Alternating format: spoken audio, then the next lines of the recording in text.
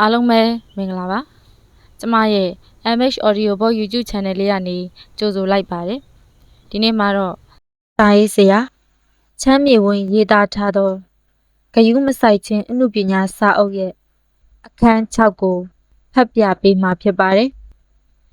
စာအုပ်လေးမစခင်ကျမရဲ့ MH Audio Book YouTube Channel လေးနဲ့ Facebook Page လေးကို Like and Subscribe နဲ့ Like and Follow လေးနှိပ်ပေးဖို့တောင်းဆိုပါရစေအခန်း6ခမည်းတော်ထင်တာအကုန်မှားတယ်ကျွန်တော်လည်းမှားတာပဲလွန်ခဲ့တဲ့နှစ်900လောက်တုန်းကမြေပုံဆွဲတဲ့သူတွေကကယ်လီဖိုးနီးယားဆိုတာကျွန်းတစ်ကျွန်းလို့ထင်ခဲ့ကြတယ်ဆရာဝန်တွေဆိုရင်လည်းလက်မောင်းကိုဓာတ်နဲ့ခွဲတာဘယ်နေရာမဆိုသွေးထွက်အောင်လုပ်တာယောဂပျောက်စေတယ်လို့ထင်ခဲ့တယ်သိပ္ပံပညာရှင်တွေလည်းအတူတူပဲမီးဆိုတာဖီလိုဂျစ်တင်းဆိုတဲ့စိတ်ကူးရင်ဓာတ်ပေါင်းတစ်ခုကနေဖြစ်လာတယ်လို့ထင်ခဲ့တယ်။အဲ့ဒီတုန်းကမိန်းကလေးတွေကြတော့ခွေးရဲ့ကျင်ငယ်ရည်ကိုမျက်နှာမှာလိမ့်တာနုပြိုစေတယ်လို့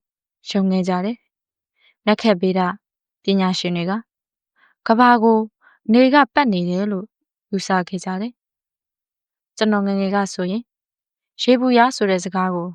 သူများတွေပြောတာကြတော့စားလို့ရတဲ့အသီးတစ်မျိုးပဲဆိုပြီးထင်ခဲ့တာတခါတော့ကကျွန်တော်အကိုနဲ့အဖွားအိမ်သွားတာအကိုကအိမ်သားထဲဝင်သွားပြီးပြန်ထွက်မလာဘူးအိမ်သားတကားဖွင့်ကြည့်တော့မရှိတော့ဘူးဒါနဲ့သူ့မှာကိုပြောက်အတတ်ပညာရှိတယ်ဆိုပြီးအထင်တွေကြီးခဲ့ရတာတကယ်ကပြတင်းပေါက်ကနေထွက်သွားတာကိုဆယ်ကျော်သက်ရောက်တော့လဲကိုငါဟာဘာကိုမှဂယုမဆိုင်တဲ့ကောင်းဆိုပြီးယူဆခဲ့တယ်တကယ်တမ်းကအရာရာကိုအဖက်လုပ်ပြီးကြောက်နေခဲ့တာတခြားသူတွေရဲ့ထင်မြင်ချက်တွေအောက်မှာပဲကျွန်တော်အသက်ရှင်နေခဲ့တာကိုမသိဘူးလေငယ်ငယ်ကအချစ်ဆိုတာကိုဖူးစာလိုပဲယုံခဲ့တယ်ရွေးချယ်မှုတစ်ခုအဖြစ်မထင်ခဲ့ဘူးဒီလိုပဲအလိုလိုကိုယ့်စီရောက်လာမှလို့ထင်ခဲ့တယ်စူးစမ်းပြီးလုပ်ယူရတဲ့အရာမှန်မသိခဲ့ဘူးပထမဆုံးချစ်သူနဲ့တုန်းကတေတပံတတ်တဆုံးပေါင်းဖြစ်မယ်လို့ထင်တာပဲလေသူနဲ့ကွဲသွားတော့လေငါနောက်ထပ်ဒီလိုချစ်တတ်တော့မှမဟုတ်ဘူးလို့ထင်ပြန်တယ်နောက်ထပ်ချစ်သူတစ်ယောက်ထပ်တွေ့တော့လေချစ်သူဘဝဆိုတာအချစ်တစ်ခုတည်းနဲ့မလုံလောက်ပါလားလို့ထင်လာပြန်တယ်လုံလောက်တယ်ဆိုတာကျွန်တော်တို့တယောက်ချင်းစီရဲ့ဆုံးဖြတ်ချက်ပဲဆိုတာကိုသဘောပေါက်လာတယ်အချစ်ဆိုတာကိုပုံသွင်းတယ်လို့အတိတ်ပဲဖွင့်တယ်လို့ပြောင်းလဲတတ်တဲ့အရာမှန်နားလည်လာတယ်။ရှောက်ခဲသမျှခြေလမ်းတိုင်းမှာကျွန်တော်အမားတွေအများကြီးဘဝတစ်လျှောက်လုံးမှာကျွန်တော်ကိုမြင်တာသူများတွေကိုမြင်တာလူပန်ဝင်းခြင်းကိုမြင်တာရင်ကျေးမှုကိုမြင်တာလောကကိုမြင်တာမြင်သမျှတော်တော်များများအမားတွေကြီးဖြစ်ခဲ့တာပဲဒီလိုပဲဆက်ပြီးမှားပါစေလို့လဲကျွန်တော်မျှော်လင့်ပါတယ်ပစ္စုပန်မှာရှိနေတဲ့ကျွန်တော်ကအတိတ်ကကျွန်တော်ရဲ့အမားတွေကိုပြန်မြင်နိုင်တယ်လို့ပဲအနာဂတ်ကျွန်တော်ဟာလေအခုကျွန်တော်ရဲ့အမားတွေကိုမြင်နိုင်မယ်မဟုတ်လားဒါကောင်းတဲ့အရာပါရင့်ကျက်လာခြင်းရဲ့သက်သေပေါ့ဘတ်စကတ်ဘောချန်ပီယံမိုက်ကယ်ဂျော်ဒန်ကပြောဘူးတယ်အကြိမ်ကြိမ်လဲကြခဲ့လို့သူအောင်မြင်လာတာတဲ့ကျွန်တော်လည်းအကြိမ်ကြိမ်မှားနေခင်နဲ့ပိုကောင်းတဲ့လူတစ်ယောက်ဖြစ်လာမယ်မဟုတ်လားရင့်ကျက်ခြင်းဆိုတာဖြစ်ချင်းဖြစ်လာတာသင်ခန်းစာတစ်ခုကိုရလိုက်တာနဲ့အမှားကနေအမှန်ဖြစ်သွားတာမဟုတ်ဘူးအမှားကြီးကနေအမှားလေးဖြစ်သွားတာနောက်ထပ်သင်ခန်းစာတွေထပ်ရတော့အမှားလေးကနေထပ်ပြီးသေးတဲ့အမှားတစ်ခုအဖြစ်ပြောင်းလာတယ်ပြီးပြည့်စုံသောအမှန်တရားအစစ်နဲ့ပိုနီးစပ်လာတာရင့်ကျက်ခြင်းရဲ့သဘောတဘာဝပဲတကယ်အမှန်တရားပြီးပြည့်စုံမှုကိုတော့မရနိုင်ဘူးဒါဘာမှမဖြစ်ပါဘူးဘဝမှာပြီးပြည့်စုံသောအမှန်တရားဆိုတာကိုပဲရှာမနေသင့်ဘူးကိုယ့်ရဲ့အမှားတွေကိုနည်းနည်းချင်းတိုက်ဖြတ်ရင်မနေ့ကလောက်ဒီနေ့မမှားတော့ဘူးဆိုတဲ့အခြေအနေကိုရောက်ဖို့သာစူးစမ်းသင့်ပါတယ်ဒီလိုအမြင်နဲ့ကြည့်မယ်ဆိုရင်တကိုယ်ရည်ရင့်ကျက်မှုဆိုတာသိပ္ပံနည်းကျတွက်လို့ရပြီကျွန်တော်တို့ရွေးချယ်ထားတဲ့ ခံယူချက်တွေဟာကျွန်တော်တို့ရဲ့စံနှုန်းတွေဖြစ်လာမယ်။ကျွန်တော်တို့ရဲ့အပြုအမူတွေဟာဒီစံနှုန်းတွေကိုစမ်းသပ်မှုတွေဖြစ်လာမယ်။စမ်းသပ်မှုတွေကရလာတဲ့အဖြေတွေဟာကျွန်တော်တို့လေ့လာလို့ရတဲ့အချက်အလက်တွေဖြစ်လာတယ်။အလုံးစုံမှန်တဲ့အတွေ့အခေါ်ဆိုတာမရှိပါဘူး။ကိုယ့်အတွေ့အကြုံပေါ်မူတည်ပြီးအမှန်အမှားဆိုတာတူမှာမဟုတ်ဘူး။ကျွန်တော်ခမညာတခြားလူသားတွေအားလုံးဟာကိုယ်သမိုင်းနဲ့ကိုယ်ရှိပြီးသားတွေကိုယ့်အတွေ့အကြုံနဲ့ကိုယ်ခံစားချက်ကလည်းကိုယ်စီဒီတော့တယောက်ချင်းသတ်မှတ်ထားတဲ့အမှန်တရားဆိုတာရှိပြီးသားဘဝမှာမှန်တယ်လို့ထင်တဲ့အရာတွေကတယောက်နဲ့တယောက်ဘယ်လို့မှမတူနိုင်ဘူးမဟုတ်လားခရီးတွေဇက်တိုက်သွားရတာထူးထူးခြားခြားနေရာတွေမှာနေရတာတွေကိုကျွန်တော်ကြိုက်တယ်တန်မိုးထားတယ်ဒါပေမဲ့ဒါတွေဟာကျွန်တော်တယောက်တည်းအတွက်မှန်တဲ့ခံယူချက်ဖြစ်တယ်ဒါတွေလည်းနောက်ဆိုရင်ပြောင်းအောင်မှာပဲကျွန်တော်ရဲ့ရင့်ကျက်ခြင်းတွေအမြင်တွေပြောင်းလာသလိုကျွန်တော်သတ်မှတ်တဲ့အမှန်တရားတွေကလည်းပြောင်းလဲလာမှာမဟုတ်လားကျွန်တော်အသက်ကြီးလာရင့်ကျက်လာတဲ့အခါအမှားတွေကလည်းနည်းနည်းချင်းလျှော့သွားပါလိမ့်မယ်လူတော်တော်များများဟာဘဝမှာမှန်ခြင်းတဲ့စိတ်ကိုဆွဲလန်းနေတာနဲ့တင်သူတို့ဘဝကိုတန်အောင်နေဖို့ကိုမေ့နေကြတယ်အမျိုးသမီးတစ်ယောက်ကအိမ်ထဲကအိမ်ပြင်မထွက်ဘူးချစ်သူတော့လိုချင်တယ်ဒါပေမဲ့ဒီအတွက်ဘာမှမလုပ်ဘူးအမျိုးသားတစ်ယောက်ကအလုပ်တွေစွတ်လုပ်တယ်ယာဒူးတက်ချင်တယ်ဒါပေမဲ့တထဲကိုဘယ်တော့မှမပြောရဘူးအငင်းခံရမှာကိုကြောက်တာဟင်းအင်းလို့ပြောလိုက်မှာကိုကြောက်တာလို့ထင်စေရပဲမဟုတ်ဘူးတကယ်ကသူတို့မှာသူတို့တေချာပေါက်တွက်ထားတဲ့ယုံကြည်ချက်တွေရှိပြီးသားဖြစ်နေလို့နှစ်ပေါင်းများစွာမေးခွန်းမထုတ်ဘဲမျက်စိမှိတ်ပြီးယုံထားတာတွေရှိနေလို့အမျိုးသမီးကအိမ်ပြင်မထွက်ဘူးဘယ်ယောက်ျားလေးနဲ့မှမတွေ့ဘူးတွေ့လိုက်ရင်သူယုံကြည်ထားတဲ့အရာတွေကိုပြန်မေးခွန်းထုတ်ရတော့မယ်လေအမျိုးသားကလည်းယာဒူးတိုးပေးဖို့မပြောရဘူးသူပြောလိုက်ရင်သူ့အရေးအချင်းပေါ်မှာသူယုံကြည်ထားတာကိုပြန်မေးရတော့မယ်အမျိုးသမီးကငါရုပ်ကမချောဘူးလို့ဆက်ယုံတယ်အမျိုးသားကငါအလုပ်လုပ်တာမတော်ဘူးလို့ဆက်ပြီးယုံကြည်တယ်ဒါပို့လွယ်တယ်မဟုတ်လားဒီယုံကြည်ချက်တွေကိုတကယ်ဟုတ်မဟုတ်စမ်းသပ်ကြည့်ဖို့ဆိုတာပိုခက်တယ်လေဒီလိုယုံကြည်ချက်မျိုးတွေဟာကိုစိတ်သက်သာရာရစေုံပဲရှိတယ်ငါရုပ်ကချောမှမချောတာဘာလို့ဖို့အပင်ပန်းခံပြီးရီးစားရှာနေမှာလဲငါတထေးကအတိအမှတ်ပြုမှာမဟုတ်ဘူးဘာလို့အမောင်းခံပြီးယာဒူးတိုးတောင်းနေမှာလဲဒီလိုစဉ်းစားလိုက်တော့ခဏတော့စိတ်သက်သာရာရသွားတယ်ရေရှည်မှာပိုပြီးဆိုးလာဖို့ပဲရှိတယ်ဒါတွေကိုဖက်တွယ်နေတယ်ဆိုတာကျွန်တော်တို့ကိုယ်တိုင်ကိုထင်တာမှန်တယ်လို့တထစ်ချသတ်မှတ်ထားတာကြောင့်ဘာဖြစ်မယ်ဆိုတာကြိုသိပြီးသားလို့ထင်နေတာဒီဇလန်ဘလို့ဆုံးမယ်ဆိုတာငါသိပြီးသားပါလို့ထင်နေတာအပိုင်တွက်ချင်းတေချာချင်းဆိုတာရင့်ကျက်မှုရဲ့ရန်သူပဲမဖြစ်လာသေးတဲ့အရာကိုဘယ်တော့မှအပိုင်မတွက်တင်ဘူးတေချာတဲ့အရာတွေကိုပဲလိုချင်နေမဲ့အစားမတေချာမှုတွေကိုအမြဲလိုက်ရှာနေတင်တယ်ကိုမတေချာခြင်းတွေကိုခံစားချက်ကိုမယုံကြည်ခြင်းတွေဘာဖြစ်မှန်းမသိတဲ့အနာဂတ်ရဲ့မရေရာမှုတွေကိုတန်ဖိုးထားရမယ်အမြဲမှန်ဖို့စ조사နေမဲ့အစားအမြဲမှားနေတတ်တာတွေကိုပိုသတိထားရမယ်လူဆိုတာအမှားမကင်းဘူးမဟုတ်လားအမှားအယွင်းတွေကသာကျွန်တော်တို့ကိုပြောင်းလဲစေတဲ့အရာတွေဖြစ်တယ်ရင့်ကျက်ဖို့အခွင့်အရေးတွေဖြစ်တယ်လက်ကိုဓာတ်နဲ့ခွဲယုံနဲ့ယောဂမပြောင်းမှန်းသိသွားတယ်ဆိုတာအမှားတွေကြောင့်မျက်နာကိုခွဲကျင်ငယ်ရည်နဲ့လိမ့်လို့ပုံနှုတ်ပြိုမသွားဘူးဆိုတာနားလည်လာတာလေအမှားတွေကြောင့်ပဲနောက်တစ်ခုရှိသေးတယ်ကောင်းတဲ့အတွေ့အကြုံမကောင်းတဲ့အတွေ့အကြုံဆိုတာကိုလည်းကျွန်တော်တို့အုံနောက်ကတိတ်တိတ်ချာချာခွဲတတ်မှာမဟုတ်ဘူးဘဝမှာအယုံကံရဆုံး စိတ်ဖိစီးမှုအများဆုံးအချိန်တွေကနေလန်းဆန်းတဲ့ခွန်အားတွေရရှိလာတာလည်းရှိသလိုအပျော်ဆုံးအချိန်တွေအကျေနပ်ဆုံးအတွေ့အကြုံတွေကနေစိတ်တက်ကြစရာတွေအာယုံနောက်စရာတွေပေးခဲ့တာတွေလည်းရှိတယ်။ကိုထင်တာကိုလုံးဝကြီးမယုံလိုက်ပါနဲ့။ကျွန်တော်တို့အုံနောက်ကကောင်းတယ်စိုးတယ်ဆိုတာကိုဖြစ်တဲ့အချိန်ခဏလေးအတွင်းမှာပဲတည်တည်ချာချာပြောနိုင်တာတိတ်အားကိုရတာမဟုတ်ဘူး။လွန်ခဲ့တဲ့နှစ်900လောက်ကလူတွေကိုကြည့်ပြီးဘယ်လိုများနေကြပါလဲလို့ကျွန်တော်တို့ထင်တယ်လို့ပဲကျွန်တော်တို့ကိုလည်းနောက်အနာဂတ်နှစ်900မှာနေမဲ့လူတွေကပြန်ကြည့်ပြီးအံ့ဩကြအောင်မှာမဟုတ်လားသူတို့ကကျွန်တော်တို့ကိုပြန်ကြည့်ရင်ကျွန်တော်တို့ခေတ်ကလူတွေ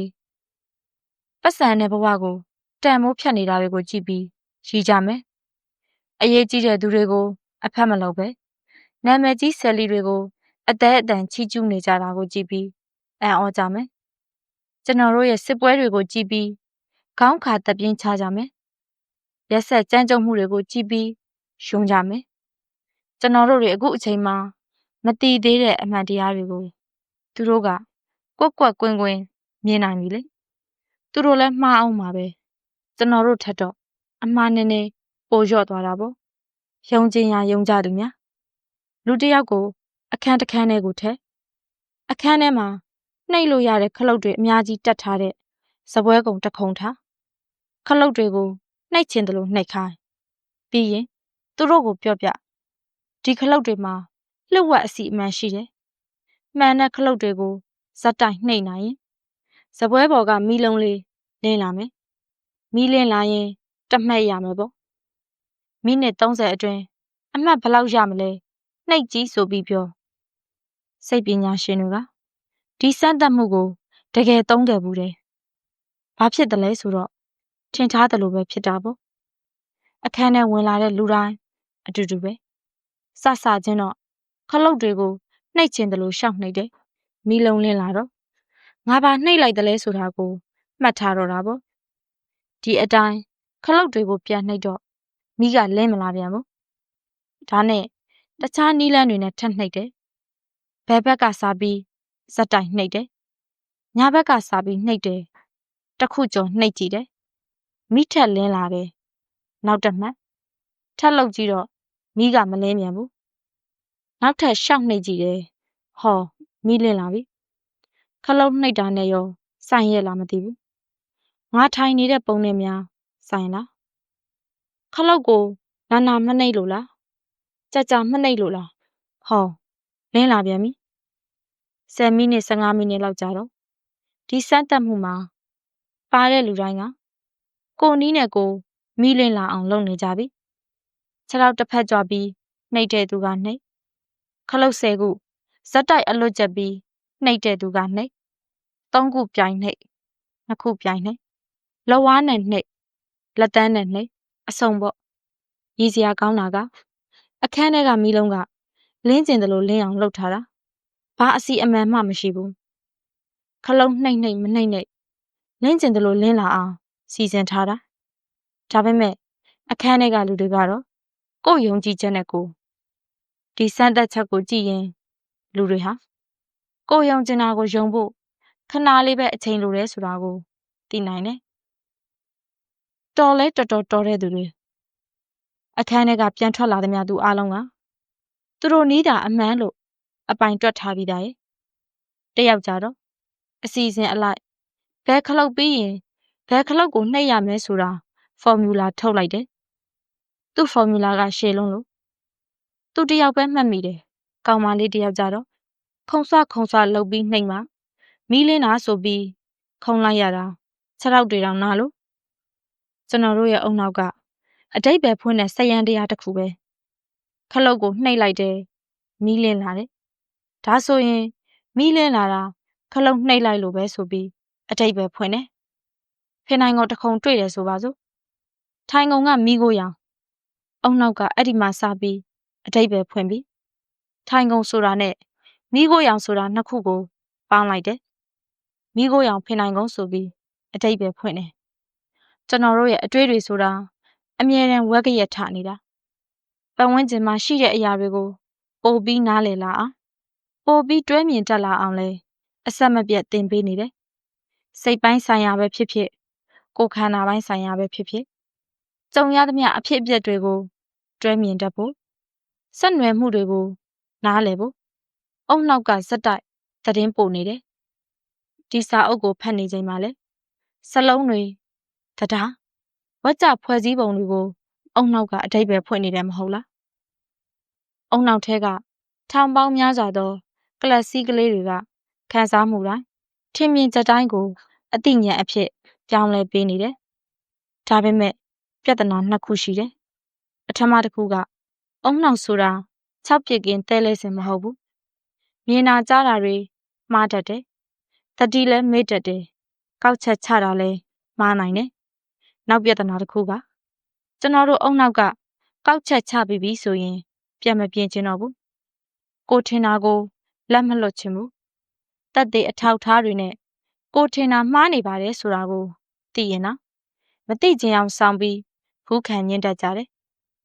ကျွန်တော်တို့သိတဲ့အရာတော်တော်များများဟာမတိကျမှုတွေနဲ့ဖွဲ့စည်းထားတာတွေလည်းဖြစ်နိုင်တယ်ခေတ်နောက်ပြန်ဆွဲနေတာလည်းဖြစ်နိုင်တယ်ထင်သမျှအရာတွေဟာတကယ်အပြင်မှာဖြစ်နေတာတွေကြီးပဲဟုတ်ချင်မှဟုတ်မယ်ဒီတော့ကျွန်တော်တို့ရဲ့ယုံကြည်ချက်အများစုဟာမှားနေတတ်တာဘာမှမဆန်းဘူးတချို့ယုံကြည်မှုတွေကနည်းနည်းလေးပုံမှန်တာပဲရှိမယ်မှားနေတာတွေကပိုများတယ်လူရဲ့အုံနောက်ကချိုးယွင်းချက်တွေပါလာပြီးသားမဟုတ်လားဒီလိုပြောလို့နေရထိုင်ရခက်ရင်ခက်မယ်ဘလို့ဖြစ်ဖြစ်ဒီအချက်ကိုလက်ခံဖို့အရေးကြီးတယ်ယုံကြည်ချက်တွေကိုသတိထားပါ1988ခုနှစ်အမျိုးသမီးရေးရာကျွမ်းကျင်သူစာရေးဆရာမမယ်ရီတင်မီယန်ဟာတနေ့မှာစိတ်ကျမ်းမာရေးဆရာဝန်နဲ့သွားတွေ့တယ်ဆရာဝန်နဲ့စကားပြောနေရင်ရုတ်တရက်ကြီးအဖြစ်အပျက်တစ်ခုကိုသတိရသွားတယ်ငယ်ငယ်တုန်းကဖခင်ဖြစ်သူကသူ့ကိုလိမ်မိုင်းဆိုင်ရာအနိုင်ကျင့်ခဲ့တယ်ဆိုပြီးမှတ်မိသွားတာထိတ်လန့်တကြားဖြစ်သွားတာပေါ့မေ့ထားခဲ့တဲ့အဖြေဆိုးကြီးတစ်ခုဘွားကနေပေါ်လာတာအသက်တောင်40ပြည့်တော့မှမဟုတ်လားဒါနဲ့ဒီအကြောင်းကိုမိသားစုတစ်ခုလုံးကိုဖွင့်ပြောလိုက်တယ်တမိသားစုလုံးအလန့်တကြားတွေဖြစ်ကုန်တယ်ချက်ချင်းပဲသူ့အဖေကသူဘာမှမလုပ်ခဲ့ဘူးလို့ညင်းတယ်မိသားစုဝင်တချို့ကအဖေပြောတာကိုယုံတယ်တချို့ကသမီးပြောတာကိုယုံတယ်နှစ်ချမ်းခွဲသွားတာပေါ့မိသားစုဘဝတစ်ခုလုံးပြိုလဲသွားတယ်1996ခုနှစ်ရောက်တော့မယ်ရီတစ်တယောက်နောက်တစ်ခါနောက်တစ်ခုကိုထပ်ပြီးသတိရသွားပြန်တယ်သူ့အဖေကငငယ်ကသူ့ကိုဘာမှမလုပ်ခဲ့ဘူးဆိုတာသူ့တက်အိတ်ယုံခဲ့တဲ့အတိတ်ဆိုးကြီးကစိတ်ကျမ်းမာရေးကုသမှုခံယူနေရင်သူ့အုံနောက်ကအလိုလိုဖန်တီးပေးလိုက်တဲ့အရာကြီးဖြစ်နေတယ်အဲ့ဒီမှာယူကျုံမရဖြစ်သွားတာပေါ့သူ့အဖေကိုပြန်တောင်းမှန်မိသားစုအရင်လိုပြန်ပေါင်းစည်းဖို့ကြိုးစားတယ်ဒါပေမဲ့နောက်ကျသွားပြီအရင်လိုဘလို့မှပြန်မဖြစ်တော့ဘူးအဖေသေးသွားတဲ့အချိန်ထိပဲဒီလိုဖြစ်တာမယ်ရီတစ်တယောက်တည်းတော့မဟုတ်ဘူးမယ်ရီတစ်ရဲ့စမနဲ့မှတ်ဉာဏ်အမှားများဤအဖြစ်မှန်ဆိုတဲ့ဘဝမှတ်တမ်းစာအုပ်ထဲမှာရေးထားတယ်1980ဝန်းကျင်လောက်အမေရိကန်နိုင်ငံတဝန်းမှာဒီလိုလိမ်မိုင်းဆိုင်ရာအနိုင်ကျင့်ပါတယ်ဆိုပြီးမိသားစုဝင်တွေကိုဆွဆွဲတယ်တခြားလူငယ်တွေလည်းအများကြီးရှိတယ်တကယ်တမ်းကျတော့ဘာမှဖြစ်ခဲ့တာမဟုတ်ဘူးရဲ့မကောင်းဆိုးဝါးအဖွဲ့အစည်းတွေကကျမတို့သားတွေသမီးတွေကိုပြူစားလိုက်ပါတယ်လို့ထင်တဲ့မိသားစုတွေလည်းရှိသေးတယ်ရဲတွေလိုက်ပြီးစုံစမ်းတော့လဲဘာမှမတွေ့ဘူးအနိုင်ကျင့်ခံရပါတယ်လို့ထင်တဲ့သူတွေဘာဖြစ်လို့အလိုလိုပေါ်လာကြတာလဲဘာလို့1980ဝန်းကျင်မှာပဲဒီလိုဖြစ်တာလဲဆိုတာစိတ်ဝင်စားစရာပဲဒီဇလန်းကိုတည်တည်ချာချာလေ့လာကြည့်ရအောင်ငယ်တုန်းကတဆင့်စကားတဆင့်နားဆိုတဲ့ကစားနည်းကိုကြားဘူးလားတငယ်ချင်းတယောက်ရဲ့နားကပ်ပြီးတခုခုကိုတိုးတိုးလေးပြောသူကနောက်တငယ်ချင်းတယောက်ကိုပြန်ပြောနောက်တယောက်ကနောက်တယောက်ကိုပြန်ပြော10ယောက်မြောက်လောက်မှာပထမပြောထားတဲ့စကားနဲ့တခြားစီဖြစ်နေပြီမှတ်ဉာဏ်ဆိုတာလဲဒီလိုပဲအဖြစ်အပျက်တစ်ခုခုကို မှတ်မိတယ်ဆိုပါစို့ရနည်းနည်းကြာတော့မှတ်မိထားတဲ့အရာကနည်းနည်းလေးပြောင်းသွားတယ်နောက်တစ်ယောက်ကိုပြန်ပြောပြတော့လိုတဲ့နေရာလေးတွေကိုဖြည့်ပြောရတယ်နောက်တစ်ခါနောက်တစ်ယောက်ကိုထပ်ပြောတော့ကိုမှတ်မိအောင်မနှဲပြန်စဉ်းစားရင်ဖြည့်ပြောရတာတွေများလာတယ်နောက်တစ်ခါနောက်တစ်ယောက်နောက်ထပ်လူတွေကိုပြောရင်ဖြည့်ရင်ကိုဖြည့်ပြောထားတာတွေကိုတကယ်ယုံလာတယ်တခါတလေအယံမူးတဲ့အခါဆိုပိုဆိုးပြောရင်ဖြည့်ရင်အမှန်တရားကတဝက်လောက်ပဲကျန်တော့တယ်အမှုပြေသွားတော့ကိုပြောလိုက်တာအမှန်ကြီးပဲမဟုတ်ဘူးဆိုတာတော့သိတယ်ဒါပေမဲ့လိန်ပြောတာလို့အဖြစ်မခံနိုင်တော့ဒါအမှန်ပဲဆိုပြီးဆက်ပြောဖယားစုတကယ်ပြောတာမိုးကြိုးပြစ်ဒါနဲ့ဆက်ပြောရင်လက်ဆင့်ကမ်းရင်9 နှစ်လောက်ကြာတော့တကယ်ဖြစ်ခဲ့တာရဲ့90%လောက်ပဲကျန်တော့တယ်ကျွန်တော်တို့အားလုံးဒီလိုဖြစ်ဘူးတယ်ခမည်းလည်းဖြစ်ဘူးတယ်ကျွန်တော်လည်းဖြစ်ဘူးတယ်ဘလောက်ပဲရိုးသားဘလို့ပဲသဘောရိုးနဲ့ဖြစ်စေကျွန်တော်တို့အုံနောက်ရဲ့ပြင်မရတဲ့အားနဲ့ချက်ကြောင့်ချက်ပြီးပြောဘူးတယ်ချုံပြီးပြောဘူးတယ်အုံနောက်ရဲ့အလုတ်လုတ်ပုံကတိကျဖို့ထက်မြန်ဆန်ခြင်းကိုအားပေးတာကိုကျွန်တော်တို့မှတ်ဉာဏ်တွေကတိတ်အားကိုလို့မရဘူးအားကိုလို့မရလို့မျက်မြင်သက်သေဆိုတာတော့တရားရုံးမှာအပြည့်အဝမယုံကြည်တော့ဘူးဒါအပြင်အုံနောက်ကတခါတလေဗတ်လိုက်တတ်သေးတယ်ဘလို့ဗတ်လိုက်တယ်လဲကျွန်တော်တို့အုံနောက်ကလက်ရှိအခြေအနေကိုနားလည်ဖို့ကြိုးစားရင်ကိုသိထားတဲ့ကိုလက်ခံထားတဲ့ယုံကြည်ချက်တွေနဲ့ကိုက်ညီအောင်အလိုလိုညှိပေးတတ်တဲ့အကျင့်ရှိတယ်ဘလို့ဗတ်လိုက်တယ်လဲကျွန်တော်တို့အုံနောက်ကလက်ရှိအခြေအနေကိုနားလည်ဖို့ကြိုးစားရင်ကိုသိထားတဲ့ကိုလက်ခံထားတဲ့ယုံကြည်ချက်တွေနဲ့ကိုက်ညီအောင်အလိုလိုညှိပေးတတ်တဲ့အကျင့်ရှိတယ်ကိုလက်ခံတာကိုပုံမှန်တယ်လို့ထင်စေတာဥပမာတငယ်ချင်းတစ်ယောက်နဲ့ကိုနဲ့အရန်ချစ်ကြတယ်လို့ခံယူထားတယ်ဆိုပါစို့ဒီလိုခံယူထားတော့မှတ်မိသမျှအမှတ်တရတွေကအကောင်းတွေကြီးပဲဒါပေမဲ့ဒီတငယ်ချင်းနဲ့မတည့်တော့ဘူးကြည့်မရတော့ဘူးဆိုရင်မှတ်မိထားတဲ့အရာတွေကနည်းနည်းပြောင်းလာပြီကိုအခုလက်ရှိခံစားနေရတဲ့ကြည့်မရတဲ့စိတ်တွေဒေါသစိတ်တွေနဲ့ကိုက်ညီအောင်ပေါ့မှတ်ထားတဲ့အမှတ်တရတွေကပါဖြည်းဖြည်းချင်းပြောင်းလာတယ်မနေ့က Christmas လက်ဆောင်ပေးထားတာကိုပြန်စဉ်းစားရင်နော်ဒါငါ့ကိုတက်ကြောပြီးပေးသွားတာလို့ထင်ကျင်လာတယ်ဟိုးတခါတော့ကသူ့အလူကိုဖိတ်ဖို့မေ့သွားတာကိုလည်းမတော်တဆမေ့သွားတာလို့မထင်တော့ဘူးတမင်မဖိတ်တာပဲလို့ထင်လာတယ်မယ်ရီတစ်ရဲ့လောက်ကျန်ဇလန်းကိုပုံနာလေအောင်သူတန်မိုးထားတဲ့အရာတွေကိုတည်တည်ချာချာလေ့လာကြည့်ရအောင်ပထမအချက်မယ်ရီတစ်ဟာဘဝတစ်လျှောက်လုံးသူ့အဖေနဲ့နှွေးထွေးမနေခဲ့ရဘူးဒုတိယတစ်ချက်မယ်ရီတစ်တွေ့သမျှယောက်ျားတွေကလည်းအချိုးမပြေဘူးအိမ်အောင်ကလည်းကွဲထားတယ်ဒီတော့သူတန်မိုးထားတဲ့အမျိုးသားများထံမှချစ်ခင်ကျင်နာမှုဆိုတာကြီးကိုရဖို့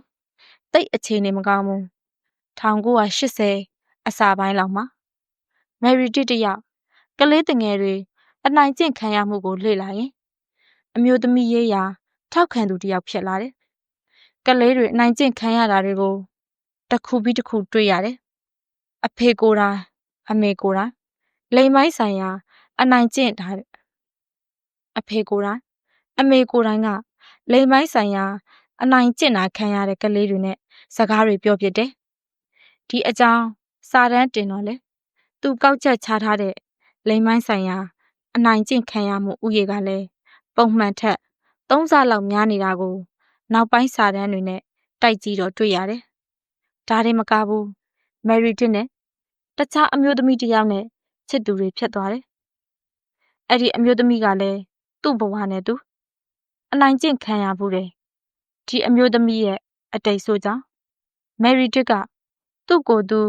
ချစ်သူကိုကယ်တင်ရတဲ့ကယ်တင်ရှင်ကြီးအဖြစ်ခံစားလာရတယ်အဲ့ဒီအမျိုးသမီးကလည်းမယ်ရီတစ်ရဲ့ဂရုစိုက်မှုကိုခံရဖို့သူ့အတိတ်ဆိုးကိုလက်နက်တစ်ခုလိုအမြဲထုတ်သုံးတယ်အခန်း8မှာဒီအကြောင်းကိုအသေးစိတ်ဆက်ပြောပြပါမယ်မယ်ရီတစ်နဲ့ သူ့အဖေကြားကဆက်ဆံရေးကလည်းပိုဆိုးလာတယ်။လိန်တူချင်းကြိုက်တာကိုအဖေကအားမပေးတာလည်းပါတယ်။ဒါနဲ့မယ်ရီတစ်တယောက်စိတ်ကျန်းမာရေးအကြံပေးဆရာစီခဏခဏသွားဖြစ်လာတယ်။အကြံပေးတဲ့သူကလည်းသူ့ခံယူချက်နဲ့သူမယ်ရီတစ်တယောက်ဒီလိုဖြစ်နေတာတကယ်ကအလုပ်တွေများလွန်းလို့စိတ်ဖိစီးမှုတွေများလို့ပေါင်းသင်းနေတဲ့ချစ်သူအမျိုးသမီးကအနိုင်ကျင့်လွန်းလို့ဖြစ်တာမဟုတ်လား။ဒါပေမဲ့ဒါကိုဆရာဝန်ကမယုံဘူး။မျက်စိရှေ့မှာရှိတဲ့အဖြေကိုမယုံတာပေါ့။ဒါတခြားတစ်ခုခုကြောင့်ပဲဖြစ်ရမယ်။ဟိုးအထဲမှာပုံနေတဲ့စိတ်ဒဏ်ရာကြီးတစ်ခုခုရှိနေလို့ပဲလို့ကောက်ချက်ချလိုက်တယ်။တိုက်တိုက်ဆိုင်ဆိုင်အဲ့ဒီနှစ်ပိုင်းမှာပဲအိမ်မွေချပြီးယောဂကုတဲ့ကုတုံးကခေတ်စားစာပြုတ်လာတယ်။လူနာကိုတတိလစ်တယ်လို့ဖြစ်သွားအောင်စိတ်ညှို့ကိုယ်စိတ်ထဲမှာခံစားနေရတာတွေကိုဖွင့်ဟခိုင်းတယ်နိကြည်အောင်မယ်ရီတစ်ဘဝကတနာစရာနေတိုင်းဖတ်နေတဲ့စာတွေကလည်းလိမ်ပိုင်းဆိုင်ရာအနိုင်ကျင့်ခံရတဲ့ကလေးတွေအကြောင်းအဖေကိုလည်းစိတ်ကနာတယ်ယောက်ျားတွေနဲ့လည်းအဆင်မပြေသူနဲ့ချစ်သူဖြစ်နေတဲ့သူကလည်းလိမ်ပိုင်းဆိုင်ရာအနိုင်ကျင့်ခံရဖို့သူစိတ်ကျမ်းမာရေးဆေးကန်းကိုနေတိုင်းသွားဆိုဖာပေါ်မှာလှဲ့အိတ်စိတ်ညှို့ခံအဖြစ်ဆိုးတစ်ခုခုစိတ်ဒဏ်ရာတစ်ခုခုရှိကိုရှိတယ်ဆိုပြီးဆရာကပြောစဉ်းစားစမ်းတည်တည်ချာချာစဉ်းစားဒီနေ့စဉ်းစားလို့မရရင်မနှက်ဖြန်ထက်လာခဲ့ဒီလိုမရှိတဲ့ဟာကိုအတင်းစဉ်းစားခိုင်းဒီတော့သူ့စိတ်ထဲမှာတကယ်မရှိတဲ့အတိတ်ဆိုးကြီးကိုဖန်တီးလိုက်တာဘာမှမဆန်းဘူးကျွန်တော်တို့စိတ်ကအတွေ့အကြုံတွေကိုအထိပ္ပယ်ဖွင့်တဲ့အခါကိုယ်နဲ့ရင်းနှီးပြီးသားခံစားချက်တွေယုံကြည်ချက်တွေနဲ့ကိုက်ညီအောင်အမြဲစူးစမ်းနေတတ်တယ်ဒါပေမဲ့ဘဝမှာမရင်းနှီးတဲ့အတွေ့အကြုံသစ်တွေကအများကြီးကိုမထင်ထားတဲ့အဖြစ်အပျက်တွေကိုကြုံရတဲ့အခါလက်ခံထားပြီးသားခံယူချက်တွေကအမြင်သစ်တွေအတွက်နေရာဖယ်မပေးချင်တော့ဘူးဒီတော့အတွေ့အကြုံအသစ်ကိုခံယူချက်အဟောင်းတွေနဲ့အလိုလိုအစားထိုးပြစ်လိုက်မိတယ်ဒီအချိန်မှာအုံနောက်ကတကယ်မရှိပဲမှတ်ဉဏ်တွေကိုဖန်တီးပေးတတ်တယ်ကိုယုံချင်တာကိုဆွဲတွေ့တော့တာပေါ့1980နဲ့1990ကြားမှာအပြစ်မရှိတဲ့သူတွေအမြောက်အများလိမ်ပိုင်းဆိုင်ရာနှောက်ယှက်မှုတွေနဲ့မှားယွင်းစွာဆွဆွဲခံခဲ့ရတယ်မယ်ရီတစ်လိုပဲဆွဆွဲခံရတဲ့သူတော်တော်များများထောင်ကျတဲ့သူလည်းကြကုန်တယ်ဘဝမှာမကျေနပ်ချက်တွေအယမ်းများနေတဲ့သူအတွက်ဒီလိုစိတ်ကိုလှည့်ပြားတဲ့ကုတုံးတွေမီဒီယာတွေကဝိုင်းမြောက်ပေးတာတွေကတိတ်အန္တရာယ်များပါတယ်ကိုတာဝန်မယူခြင်းတော့မတိစိတ်ကစိတ်ကူးရင်အဖြစ်ဆိုးတွေကိုဖန်တီးပြီးဒုက္ခတဲ့အဖြစ်အသွင်ပြောင်းပြလိုက်တာစိတ်ဒဏ်ရာတွေကိုတူးဖော်တဲ့ကုတုံးပေါ့ဒီကုထုံးကတချို့သူတွေရဲ့မတိစိတ်ထဲမှာကိန်းအောင်နေတယ်ကြောက်ရွံ့မှုတွေကိုအပြစ်မှတကယ်ဖြစ်လာတယ်လို့ထင်လာစေတယ်ဒီလိုဖြစ်တဲ့သူတွေများလွန်းလို့ဒီယောဂါကိုအမှန်မှားတဲ့ယောဂါဆိုပြီးတီးတဲ့နာမည်တက်ခေါ်ကြတယ်တရားရုံးတွေမှာတက်သေးယူတဲ့လှုပ်ထုံးလုံကြီးတွေကအစပြောင်းလိုက်ရတယ်တချို့စိတ်ကျမ်းမာရေးအကြံပေးတွေဆိုအိမ်မွေချနီးလန်းကြောင့်တရားစွဲခံရတယ်ဒီကုထုံးကိုကြာလာတော့လူတွေကမသုံးရဲတော့ဘူးဒီထက်ခစ်မိတဲ့နီးလန်းအသစ်တွေပေါ်လာတယ်နောက်ပိုင်းခစ်မိလေ့လာချက်တွေအရာလဲလူတွေရဲ့မှတ်ဉာဏ်တွေထင်မြင်ချက်တွေဟာမတေချာဘူးဆိုတာပိုထင်ရှားလာတယ်ကိုယုံကြည်ချက်ရှိဖို့ကိုမှန်တယ်ထင်တာကိုလုပ်ဖို့အစရှိတဲ့အကြံပေးချက်တွေကြားဖို့မှာပါဒါပေမဲ့တကယ်အဖြေမှန်ကကိုချင့်ချိန်ပြီးယုံကြည်ဖို့ပါစိတ်ဆိုတာမတေချာမရေရာဘူးဆိုရင်ကိုထင်မြင်ချက်တွေယုံကြည်ချက်တွေကိုပို့ပြီးမေးခွန်းတွေမထုတ်သင့်ဘူးလားလူဆိုတာအမှားနဲ့မကင်းဘူးဆိုရင်ကိုအမြဲမေးခွန်းထုတ်နေခြင်းဟာဒါမှန်ကန်တဲ့လမ်းကြောင်းမဟုတ်ဘူးလားဒီမေးခွန်းတွေကကြောက်ဖို့ကောင်းရင်လည်းကောင်းမယ်စိတ်ပူစရာဖြစ်ရင်လည်းဖြစ်နေမယ်ဒါပေမဲ့ဒီလမ်းကသာကျွန်တော်တို့အတွက်ပိုစိတ်ချရတဲ့လမ်းဖြစ်တယ်မောဟတွေထဲကနေလွတ်မြောက်ဖို့နည်းလည်းဖြစ်တယ်အပိုင်တွက်ချင်းဤအန်ဒီရဲ့ဆူရှီဆိုင်တစ်ခုမှာ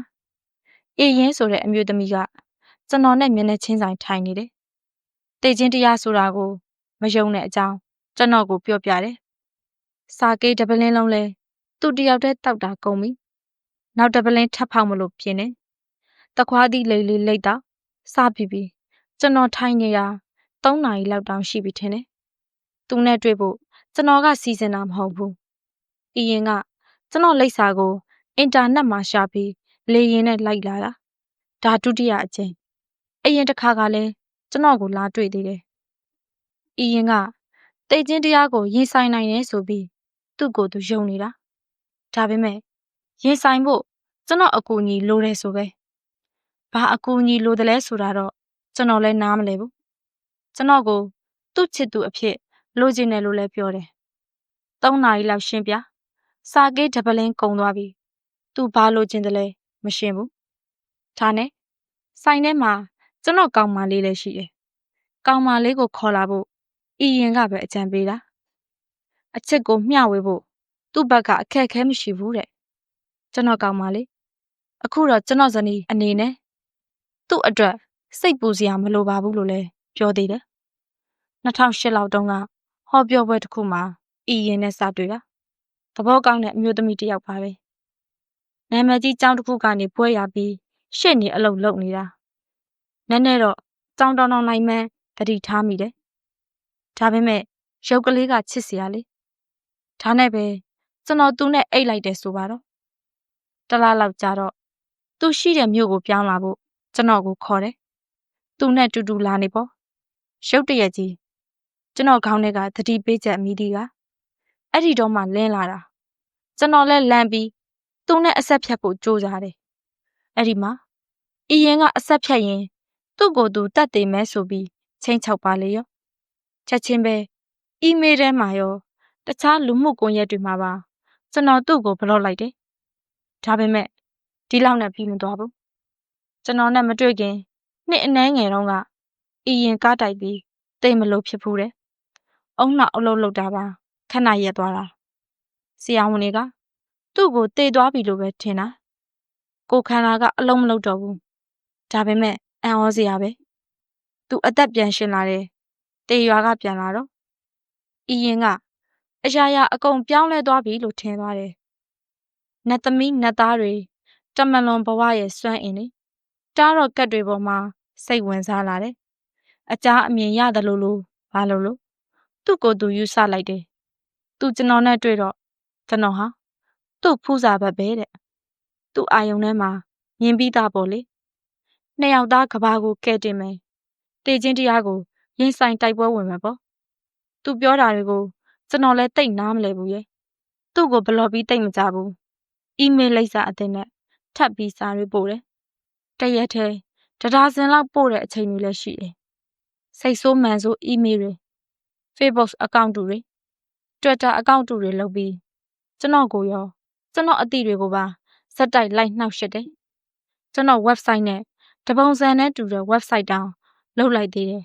။ကျွန်တော်သူ့ကိုဘယ်လိုလိန်ညာပြီးထားခဲ့တဲ့အကြောင်းစက်တိုက်တင်တယ်။သူ့ကိုလက်ထပ်ဖို့ကတိပေးပြီးညာသွားတယ်ဆိုပြီးဆွဲတယ်။ဒါနဲ့အဲ့ဒီ website ကိုဖျက်ပေးဖို့ကျွန်တော်လည်းတောင်းဆိုရတော့တာပေါ့။ဒီတော့ကယ်လီဖိုးနီးယားမှာသူနဲ့လာတွေ့မှဖျက်ပေးမယ်ဆိုပြီးပြန်ပြောတယ်။သူလုပ်ပေးနိုင်တာဒါအကုန်ပဲဆိုပဲ။သူ့စိတ်ထဲမှာတက်အပ်ဆွဲနေတာရှိတယ်။သူနဲ့ကျွန်တော်ဟာဖျားသခင်ကပေါင်းဖက်ဖို့ဖန်ဆင်းပေးလိုက်တဲ့ချစ်သူတွေတဲ့။ညဘက်ဆိုလဲနတ်သားတွေကအိမ်မက်တွေလာပေးတယ်။ကျွန်တော်နဲ့လက်တွဲဖို့လက်တွဲပြီးကဘာအသစ်တစ်ခုတိဆောက်ဖို့အာယုံတွေလာပေးတယ်ပေါ့။ကျွန်တော်တို့ရဲ့ချစ်ချင်းတရားကသာငြိမ်းချမ်းတဲ့ကဘာကိုတိဆောက်နိုင်မယ်တဲ့။ဖျားစုတကယ်ကိုအဲ့ဒီလိုပြောတာ။အခုဆူရှီဆိုင်မှာတွေ့တဲ့အချိန်ကျတော့သူအီးမေးလ်တွေပို့ထားတာထောင်နဲ့ချီနေပြီ။ကျွန်တော်ဘက်ကစာပြန်မပြန်စိတ်ဆိုးမဆိုးဘာမှမပြောင်းလဲဘူး။သူ့ယုံကြည်ချက်ကဒုံရင်ပဲ။ကျွန်တော်နဲ့သူဒီလိုဖြစ်နေတာအခု9 နှစ်ရှိပြီ။ဒီလိုနဲ့အဲ့ဒီဆူရှီဆိုင်လေးမှာအရင်တရားနာရီနဲ့ချီပြီးပြောနေတာတွေကိုနားထောင်ရင်သူအကြားမြင်ရတဲ့အကြောင်းတွေယောဂါတွေတောင်စိတ်ဆွမ်းအင်နဲ့ကုပေးနိုင်နေပြီဆိုတဲ့အကြောင်းတွေ သူမွေးထားတဲ့ကြောင်အစာအိမ်ကြောက်တယ်တော့စိတ်ဆွမ်းအားတွေနဲ့သူဘလို့ကုပေးလိုက်တယ်ဆိုတာနားထောင်ရင်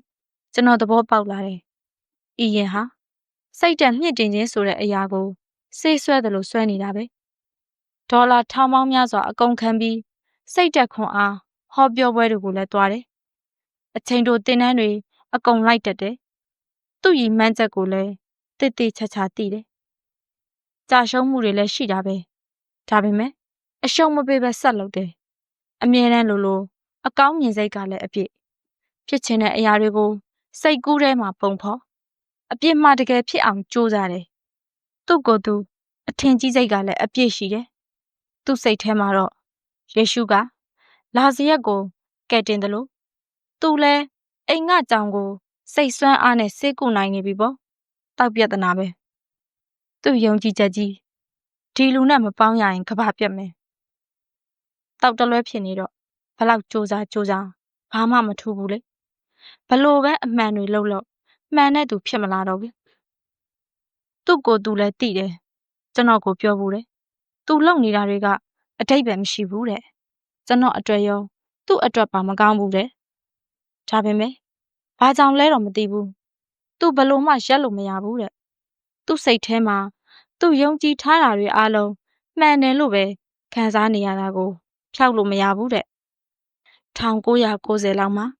မကောင်းဆိုးဝါးစိတ်ဆိုတာကိုရွိုင်းပေါ်မိုက်စတာဆိုတဲ့စိတ်ပညာရှင်ကစပြီးလေ့လာခဲ့တယ်။မကောင်းတာလုပ်တဲ့သူတွေဘာဖြစ်လို့လုပ်တာလဲဆိုတာကိုလေ့လာတာပေါ့။အဲ့ဒီခေတ်လူတွေထင်ထားတာကမကောင်းတာလုပ်တဲ့သူတွေဆိုတာသူတို့စိတ်ထဲမှာကိုအဆိုးမြင်စိတ်တွေများနေတာကြောင့်လို့ထင်ထားခဲ့တာ။ဒါပေမဲ့ဘောမိုက်စတာရဲ့ရှာဖွေတွေ့ရှိချက်တွေကအဲ့ဒီလိုမဟုတ်ဘူးဖြစ်နေတယ်။ကြောင်းပြန်ကြည့်တချို့စိုးပေးဆိုတဲ့လူတွေတော်တော်များများဟာကိုကျေနပ်နေတာကိုတွေ့ရတယ်။ဘသူတွေဘာဖြစ်ဖြစ်စိတ်ထဲမှာကျေနပ်နေတာသူတို့လှုပ်လိုက်တဲ့သူများတွေကိုနာကျင်စေတဲ့ဟာတွေရိုင်းဆိုင်တဲ့အရာတွေကိုအမှန်လို့ကိုထင်နေတာဒီလိုထင်နေဆိုတာသူတို့ကိုသူတို့လုံးဝမှန်တယ်လို့ယူဆထားလို့ပဲမဟုတ်လားငါမှန်တယ်ငါလောက်တာတရားတယ်မမားဘူးလို့တက်အပ်ယုံနေလို့ပဲလေလူမျိုးရေးခွဲခြားဆက်ဆံတဲ့သူတွေဟာလည်းသူတို့ကိုသူတို့ငါဟာပုံမြင့်မြတ်တယ်လို့ထင်လို့လုပ်နေတာပဲယုံကြည်မှုအစွန်းရောက်တွေဆိုရင်လည်းတည်ရင်ငက်ပြည်ရောက်မယ်လို့တက်အပ်ယုံထားတော့အသေးခံဘုံခွဲကြမိန်းကလေးတွေကိုမထိန်ချင်းမိန်းမတွေကိုနှိပ်စက်တဲ့ယောက်ျားတွေဟာလည်းမိန်းမဆိုတာကိုယ်ခန္ဓာတတ်ပဲလို့ယုံကြည်ကြမကောင်းဆိုးဝါးစိတ်ရှိတဲ့သူတွေဟာသူတို့ကိုသူတို့မကောင်းဘူးလို့မမြင်ဘူးသူတို့ကလွဲရင်ကြံတဲ့သူတွေအကုန်လုံးဟာမကောင်းဆိုးဝါးတွေလို့မြင်ထားတာတေချာပေါက်အပိုင်တွက်ထားခြင်းဆိုတာမရှိသင့်ဘူးမရှိသင့်တဲ့အပြင်ဒီလိုအပိုင်တွက်ခြင်းဟာစိတ်ရဲ့လုံခြုံခြင်းကိုပါထိခိုက်စေတယ်လူတော်တော်များများဟာအပိုင်တွက်ထားတာတွေရှိတယ်ငါလုပ်နေတဲ့အလုပ်ကဒီထက်ပိုပြီးလခကောင်းတယ်နဲ့ဆိုပြီးတေချာပေါက်တွက်ထားတာမျိုးဒီလောက်တော့ပတ်စံဝင်ရမယ်ဆိုပြီးထင်ထားတာမျိုးလကလည်းမတိုးလာရောစိတ်ထဲမှာမလုံမခြုံစဖြစ်လာပြီတခြားသူတွေယာရုတက်သွားတာတွေကိုပဲရွေးပြီးမြင်လာတယ်ငါကိုညာခိုင်းနေတာဆိုပြီးထင်လာမယ်အတိအမှတ်အပြုတ်မခံရဘူးဆိုပြီးထင်လာမယ်ဘာမှမဟုတ်တဲ့အပြုတ်အမူတေးသေးလေးတွေကအစတူတူပဲကြီးစားကောင်လေးရဲ့ဖုန်းကိုယူကြည့်မက်ဆေ့တွေစစ်ကြည့်တာမျိုးတငယ်ချင်းတွေကိုဟဲ့သူများတွေငါအကြောင်းဘာပြောနေကြလဲပြောစမ်းဆိုပြီးမေးတာမျိုးဒီအသေးအမွှားလေးတွေဟာလဲတေချာပေါက်တိကျင်စိတ်ကြောင့်လုပ်နေတဲ့အပြုတ်အမူတွေပဲလေကောင်လေးဖုန်းကိုယူကြည့်တော့မက်ဆေ့တွေတွေ့ချင်မှတွေ့မယ်ဒါပေမဲ့ဒီမှာပြီးမသွားဘူးနောက်ထပ်ဖုန်းတစ်လုံးများငါမသိအောင်ခိုးကင်နေလားဆိုတဲ့စိတ်ကဖြစ်လာနိုင်တယ်အလောက်မှာယာရုမတက်တော့ကိုအတိအမှန်မပြုဘူးငါကိုညာခိုင်းနေတာတေချာပြီလို့ထင်တယ်ဒီလိုထင်တော့ဘသူနဲ့စကားပြောငါကိုညာခိုင်းနေတယ်လို့ပဲထင်လာတယ်ဒီလိုထင်လေယာရုတက်ဖို့ဝေးလေဒီလိုကိုယ်စိတ်ကိုမလုံခြုံတော့တဲ့အခါတွေမှာကျွန်တော်တို့စိတ်ထဲကိုအခွင့်ထူးခံခြင်းစိတ်တွေဝင်လာတတ်တယ်ငါတို့ပုံမှန်အတိုင်းဆက်လုံနေလို့တော့မရဘူး တခုခုတော့လုံးမှဖြစ်မယ်ဆိုပြီးထင်လာတယ်။မတရားဘူး။ငါ့ကိုမတရားလုပ်တဲ့သူတွေဒုက္ခရောက်တဲ့နဲ့ဆိုပြီးမြင်လာတယ်။အကြမ်းဖက်မှုတွေရဲ့မူလအစကဒါတွေပဲ။ကိုလိုချင်တာကိုအပိုင်တွက်ထားတော့မရတဲ့အခါသိမခံနိုင်တော့ဘူးလေ။ပြောင်းပြန်နေရမှာကိုထပ်သုံးကြည့်ရင်သိတာတယ်။တေချာပေါက်အပိုင်တွက်ရင်မတေချာမရေရာမှုတွေနဲ့မလုံမချုံဖြစ်လာတော့တာပဲ။မတိချင်းတရားကိုလက်ခံရင်တခြားလူတွေကိုဝေဖန်ခြင်းစိတ်တွေလည်းလျော့လာမယ်။ဒီပုတ်ထဲကဒီပဲဆိုပြီးလူတွေကိုခြုံပြီးကြည့်တဲ့အကျဉ်းစိုးတွေပျောက်သွားမယ်။ဒီလူဟာဒီနေရာကလာလို့ဒီလူမျိုးဖြစ်နေလို့ဒီအကျင့်တွေပါလာမှာပဲဆိုပြီးတက်အပ်ဆွဆွဲတဲ့စိတ်ကြီးလဲလျှော့သွားမယ်။မတေချာခြင်းဆိုတဲ့တန်မိုးဟာကိုတေချာပေါက်တွက်ထားတာတွေကိုလဲလျှော့စေတယ်။ကိုဟာကိုထင်ထားသလောက်ချစ်ဖို့ကောင်းတဲ့သူဖြစ်ချင်မှဖြစ်မယ်မဟုတ်လား။ထင်ထားသလောက်ရုပ်ချောချင်မှလဲချောမယ်။ဘလောက်အောင်မြင်မလဲကြာရှုံးမလဲဆိုတာလဲကြိုးမတွက်တော့ဘူး။အသစ်တော့အရာတွေကိုရဖို့ဆိုတာမတေချာမှုတွေကိုလက်ခံမရေရာတဲ့အတွေ့အကြုံသစ်တွေကိုကြိုဆိုဖို့လိုတယ်။ရင့်ကျက်ခြင်းရဲ့အခြေခံခွန်အားဟာမတေချာခြင်းလို့ပြောလို့ရတယ်။အကုန်တီးပြီးတက်ပြီးသားလို့ယူဆနေတဲ့သူတစ်ယောက်ဟာအသစ်တော့အရာတွေကိုထပ်ပြီးမသိယူနိုင်တော့ဘူးလေ။မသိသေးတဲ့အရာတွေကိုသာသိယူလို့ရတာမဟုတ်လား။မသိတာကိုမသိဘူးလို့ဝန်ခံလေတကယ်နားလည်လာဖို့အခွင့်အရေးတွေပိုများလာလေပါပဲ။ကျွန်တော်တို့ရဲ့အထင်မြင်တွေဟာဘယ်တော့မှပြည့်စုံမှန်ကန်တယ်ဆိုတာမရှိဘူး။ပြည့်စုံသွားပြီးငါထင်တာအမှန်ဆုံးပဲဆိုပြီးအပိုင်တွက်ထားရင်တကယ်ပြဿနာတွေကိုရင်ဆိုင်တဲ့အခါတာဝန်ယူခြင်းစိတ်မရှိတော့ပဲခုခံညှင်းတက်လာမယ်။ပြဿနာတွေကိုဖြေရှင်းဖို့ဆိုတာကိုလှုပ်ခဲ့တာတွေဟာမတေချာမရေရာသောမှားယွင်းမှုတွေပါနေတတ်ပါလားဆိုပြီးလက်ခံတတ်ဖို့လိုပါတယ်။အမှားကိုလက်ခံနိုင်မှမတေချာမရေရာခြင်းတွေကိုလက်ခံနိုင်မှသာတကယ်ရင့်ကျက်လာမှာပါ။ကျွန်တော်တို့တန်မိုးထားတဲ့အရာတွေအလေးပေးတဲ့အရာတွေကိုပိုကောင်းအောင်လုပ်ချင်တယ်ဆိုရင်ပထမဆုံးလုပ်ရမယ့်အချက်ကဒီအရာတွေအားလုံးဟာတေချာပေါက်တွက်လို့ရတဲ့အရာတွေမဟုတ်ဘူးဆိုတာကိုလက်ခံဖို့ပါ။ဒီမတေချာခြင်းတွေကိုတစ်ခုချင်းဆွဲခွာတေချာလေ့လာဖို့လိုတယ်။မတိခြင်းတရားကိုရဲဝံ့ရင်ဆိုင်ရမယ်။မတိခြင်းမတေချာခြင်းဆိုတဲ့အရာကသာကျွန်တော်တို့အတွက်အသေးချာဆုံးအရာဖြစ်ပါတယ်။မန်ဆန်ရဲ့ရှောင်ပြေးခြင်းဥပဒေတာ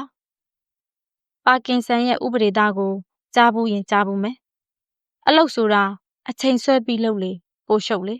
။မာဖီရဲ့ဥပဒေတာကိုလည်းကြားဘူးမယ်ထင်တယ်။လွဲနိုင်သမျှလွဲအောင်မှာပဲ။နောက်တစ်ခါပါတီပွဲတွေတွားရင်အထင်ကြီးစရာစကားပုံအဆိုအမိတ်တစ်ခုလောက်ပြောချင်တယ်ဆိုရင်ကျွန်တော်ရဲ့ရှောင်ပြေးခြင်းဥပဒေတာကိုပြောကြည့်ပါ။ကိုယ်ခံယူချက်ကိုတစ်ခုခုကချင်းချောက်လာရင်အဲ့ဒီတစ်ခုခုစီကနေ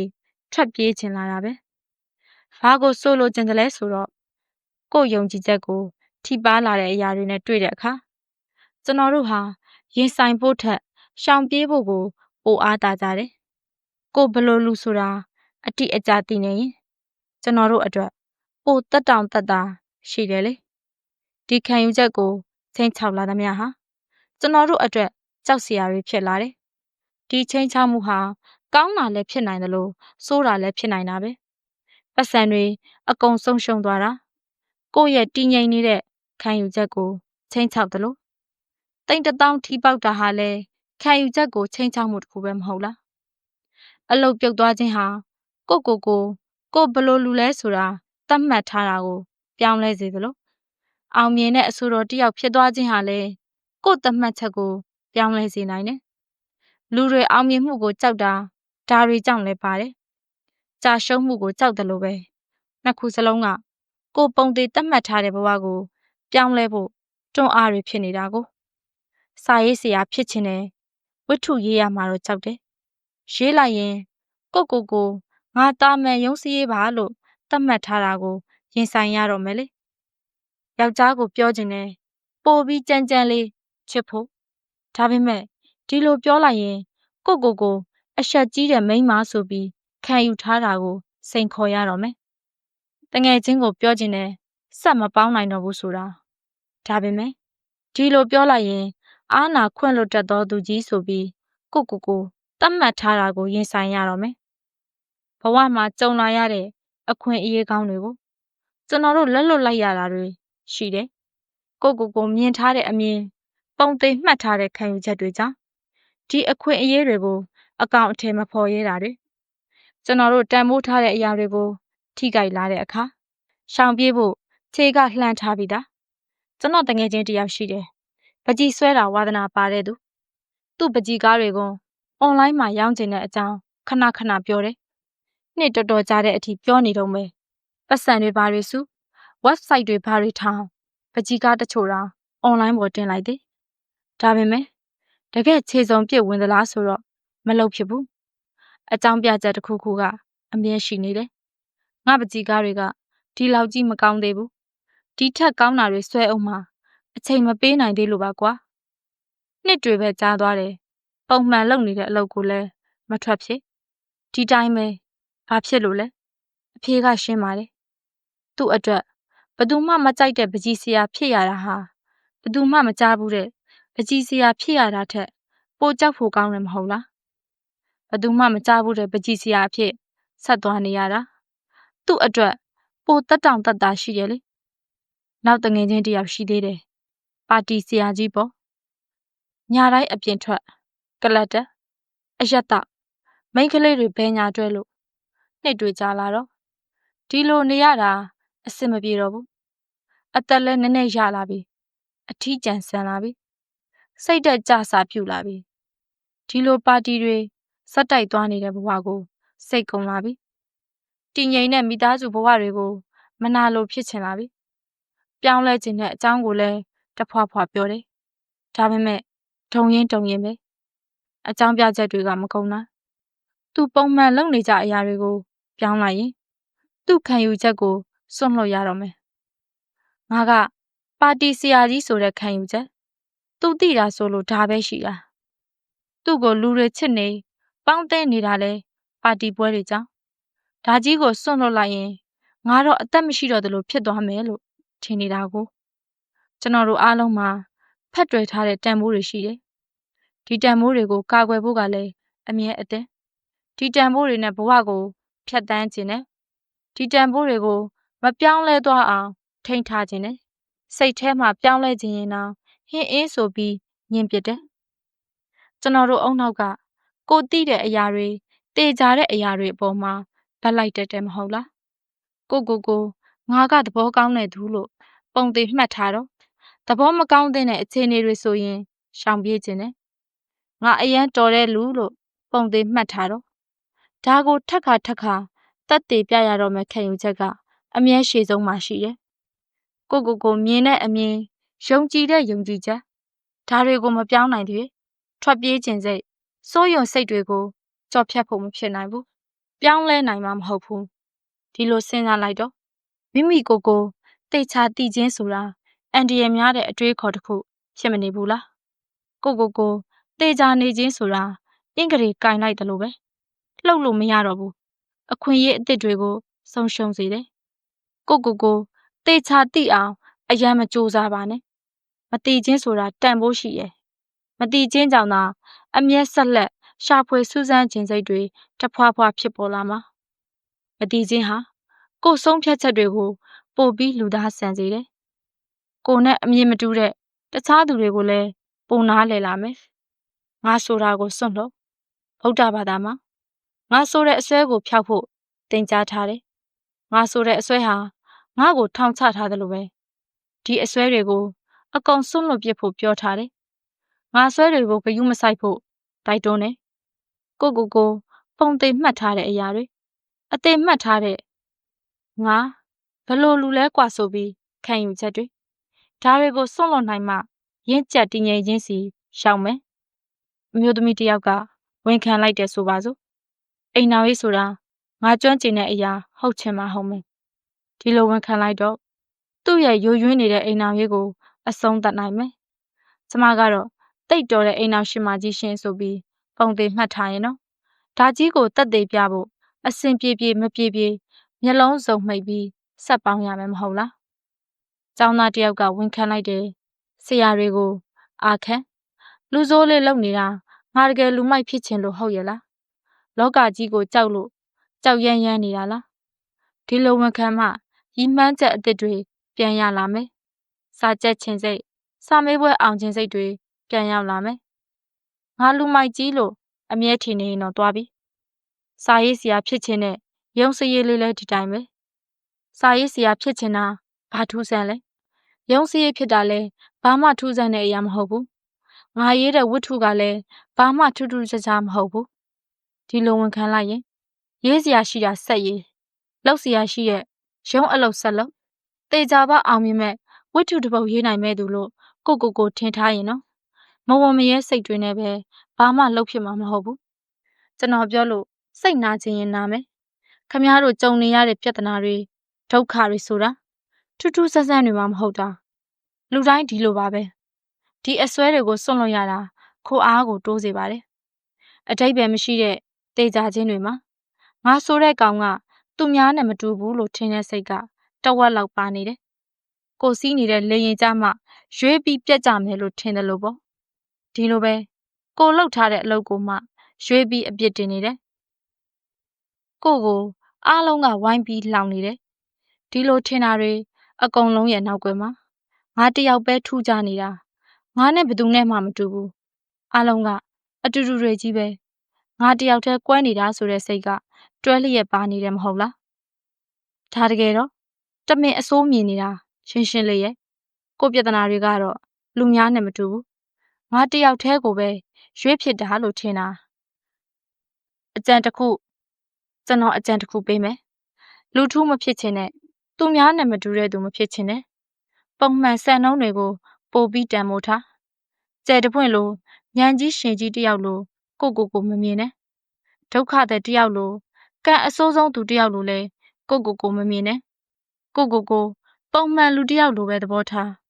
ကျောင်းသားတယောက်စက်ရေးဆရာကျောင်းသားတယောက်စာရေးဆရာတယောက်တငယ်ချင်းတယောက်တီထွင်ဖန်တီးသူတယောက်ကိုတတ်မှတ်ထားတာကတာမန်မဟုတ်ပဲထူးထူးခြားခြားအရာတွေပဲဖြစ်နေရင်အရာတိုင်းရဲ့ချိန်ချောက်မှုကိုခံရတော့မယ်ဒါကြောင့်ကိုအယိုးရှင်းဆုံးတာမန်အဖြစ်ဆုံးလူတယောက်အဖြစ်မြင်ဖို့အရေးကြီးတယ်သူမတူအောင်ထူးချွန်တဲ့သူအများထက်ပိုတော်တဲ့သူမယုံနိုင်လောက်အောင်ညံကောင်းတဲ့သူအဖြစ်အဆိုးဆုံးဒုက္ခတဲ့ကြီးလူတကာအနိုင်ကျင့်ခံရတဲ့သူစတဲ့တခန့်တနာထူးထူးခြားခြားသတ်မှတ်ချက်တွေကိုရှောင်ပါဒီသတ်မှတ်ချက်တွေဟာခမားကိုအခွင့်ထူးခံစိတ်ဝင်သွားစေတယ်ကိုတီးတန့်အထူးနေရာမှာထားပြီးဆက်ဆံပေးဖို့လောကကြီးကိုတောင်းဆိုနေတာပဲဒါတွေကိုအမိုက်ပုံးနဲ့ပြစ်ထဲဖို့ဝင်မလေးနဲ့စေသမားစေးဖြတ်တယ်လို့ပဲအစာပိုင်းကတော့ခံရတိတ်ခတ်မယ်အမြဲတမ်းကိုထူးကြတယ်လို့ထင်နေရကနေငါဟာတာမန်လူသားတစ်ယောက်လို့မြင်ဖို့ဆိုတာဘယ်လွယ်ပါမလဲဖြတ်ခါစားမှာတော့အလူအလိမ်ခံစားရမှာပါဒါပေမဲ့အောင်မြင်သွားရင်တော့လက်ဆက်နဲ့လူသားတစ်ယောက်ပြန်ဖြစ်လာလိမ့်မယ်တေချာခြင်းတွေကိုဘယ်လိုလျှော့ရမလဲပုံသေးတတ်မှတ်ချက်တွေတေချာခြင်းတွေဟာအန္တရာယ်များတယ်ဟန်ချက်ညီတဲ့ဘဝကိုရဖို့မတေချာခြင်းဆိုတာလိုအပ်တယ်ကျွန်တော်တို့လူသားတွေအတွက်ကိုပြန်မေးခွန်းထုတ်တာကိုယုံကြည်ချက်တွေကိုတန်တရားမျက်လုံးနဲ့ကြည့်တာဟာအခက်ဆုံးအလေးအကျင့်တစ်ခုပဲဒါပေမဲ့ဖြစ်အောင်လုပ်လို့ရတယ်အပိုင်တွက်တဲ့ပုံသေးတတ်မှတ်တဲ့စိတ်တွေကိုဖျောက်ဖို့ကိုမေးရမယ်မေးခွန်းတချို့အောက်မှာပြောထားပါတယ်မေးခွန်း1ငါမှားနေသလားကျွန်တော်တကယ်ချင်းတယောက်မကြသေးခင်ကပဲစိတ်ဆက်လိုက်တယ်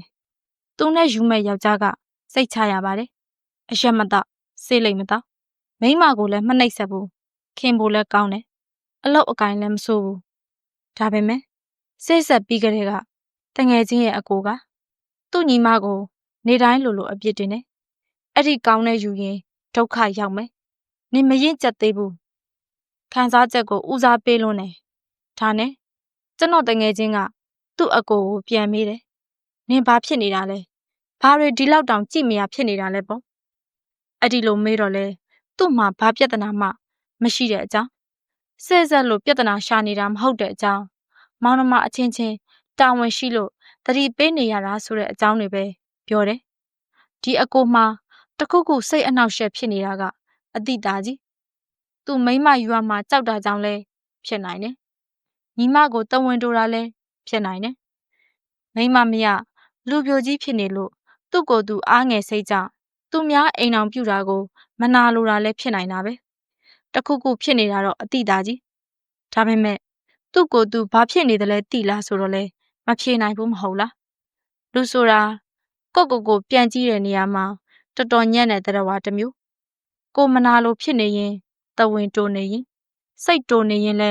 ဒီလိုဖြစ်နေတာကိုသတိထားမိတာကိုပဲနောက်ဆုံးဖြစ်နေတတ်တယ်ကိုဘာဖြစ်နေတယ်လဲဆိုတာသိဖို့ကိုအပိုင်တွက်ထားတာတွေကိုမေ့ပြစ်မသေးချခြင်းတရားကိုလက်ကင်ပြုကိုစိတ်ကိုအမြဲမေးခွန်းထုတ်နေဖို့လိုတယ်ငါမနာလိုဖြစ်နေတာလားဖြစ်နေတယ်ဆိုရင်ဘာကြောင့်ဖြစ်တာလဲငါစိတ်ဆိုးနေတာလားသူပြောတာများမှန်နေလားငါကာကွယ်ခြင်းစိတ်များနေတာလားဒီလိုမေးခွန်းမျိုးတွေကိုမေးတတ်ဖို့အကျင့်လုပ်ထားဖို့လိုတယ်ကိုပြန်မေးခြင်းဆိုတဲ့အလေးချင်းဟာရိုးရိုးလေးပါဒီလိုပြန်မေးခြင်းဖြင့်ပိုပြီးလူသားဆန်တဲ့သူတစ်ယောက်ဖြစ်လာမယ်ကိုချင်းစာစိတ်လဲပိုရှိလာမယ်လူသားဆန်စိတ်နဲ့ကိုချင်းစာစိတ်ဟာပြဿနာတော်တော်များများကိုဖြေရှင်းပေးနိုင်ပေမယ်တော့ချက်တွေပဲမဟုတ်လားလူသားဆန်စိတ်နဲ့ကိုချင်းစာစိတ်ဟာ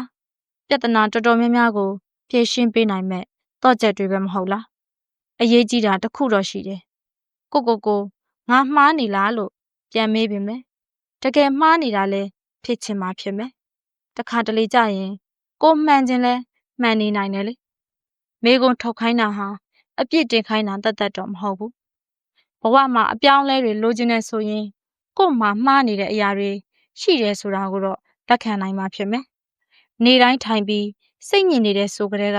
တခုခုတော့မှားနေပြီမဟုတ်လားဒီအမှားကိုရှာဖို့မေးခွန်းမထုတ်နိုင်ရင်တော့ဘာမှဖြစ်လာမှာမဟုတ်ဘူးမေးခွန်းနှစ်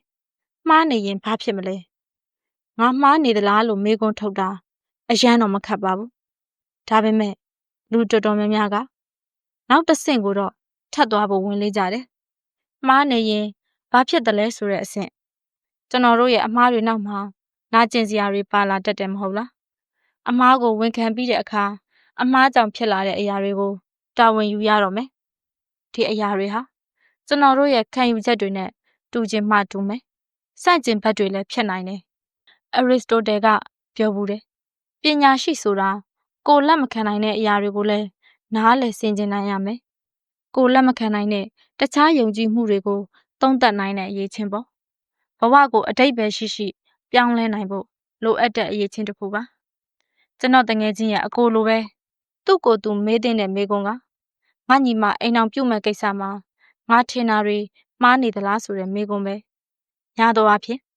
ဒီလိုမေးခွန်းတွေရဲ့အဖြေကရှင်းပါတယ်ကိုတိုင်းကတကူကောင်းဆန်အစိုးမြင်ကြောက်တတ်တဲ့သူဖြစ်နေတာများတယ်ဒီလိုမေးလိုက်လို့ထွက်လာတဲ့အဖြေကငါမှားနေတာဆိုရင်သူ့မှာတခြားအကြောင်းပြချက်မရှိတော့ဘူးမဟုတ်လားဒီတော့သူ့ကိုယ်သူပြန်မေးဖို့လက်တွန့်နေတာမဆန်းဘူးဒါနဲ့ပဲဒီထက်လွယ်တဲ့တစ်ဖက်ဆောင်တဲ့အတွေးခေါ်တွေကိုဆက်တွေးတယ်ငါညီမအတွက်အကောင်းဆုံးစဉ်းစားပေးနေတာအရေးကြီးတဲ့ဆုံးဖြတ်ချက်တွေဆိုတာငါဝင်ပြီးဆုံးဖြတ်ပေးမှရမှာငါမှတာဝန်ရှိတယ်ငါပြောသလိုလုံးမှမှန်မယ်ငါပဲမှန်တာအကုန်လုံးမှားတယ်ငါမှားနေတယ်ဆိုတဲ့အဖြေထွက်လာရင်လားကျွန်တော်တို့အနေနဲ့ဝန်ခံဖို့တိတ်ခတ်တယ်အနာကိုဒုံးနဲ့ထိုးသလိုပေါ့ဒါကြောင့်လဲဒီလိုခက်ခဲတဲ့မိကုန်းတွေကိုရှောင်ကြတာဒါပေမဲ့တကက်ယောဂါကိုကုကျင်ရင်အနာကိုနည်းနည်းဆွပေးဖို့တော့လိုပါတယ်မိကုန်းတော့အမားကိုဝန်ခံလိုက်ရင်ဖြစ်လာမယ့်ပြဿနာတွေကကိုယ့်အတွက်လူများတွေအတွက်ပိုဆိုးသွားမလားပိုကောင်းလာမလားဒါကတော့ကိုစမ်းသပ်ဖို့ပါကျွန်တော်တို့ရဲ့ခံယူချက်တွေသတ်မှတ်ထားတဲ့တန်ဖိုးတွေကခိုင်မာမှန်ကန်မှုရှိရလားဒါမှမဟုတ်တောက်တလွဲတွေဖြစ်နေသလားအဓိကအချက်ကတော့ဘယ်ပြဿနာကပိုကောင်းတယ်လဲဆိုတာကိုနှိုင်းယှဉ်ကြည့်ဖို့ဖြစ်တယ်ဘဝဆိုတာပြဿနာတွေနဲ့ပြည့်နေတာကိုကျွန်တော်တငယ်ချင်း အကိုအကြောင်းပဲထပ်ပြောရမယ်။သူ့မှာရွေးစရာဘာတွေရှိသလဲ။ဘယ်ပြဿနာကသူ့အတွက်ပိုကောင်းသလဲကြည့်ရအောင်။ကာကြီးမိသားစုအတွက်ပျော်စရာမင်္ဂလာကိစ္စတစ်ခုကိုစိတ်ဆင်းရဲစရာဖြစ်လာအောင်ဖန်တီးမယ်။ညီမနဲ့သူနဲ့ကြားမှာလဲဆက်ဆံရေးကိုပို့ဆိုးအောင်လုပ်မယ်။အကိုတယောက်အပေါ်မှာ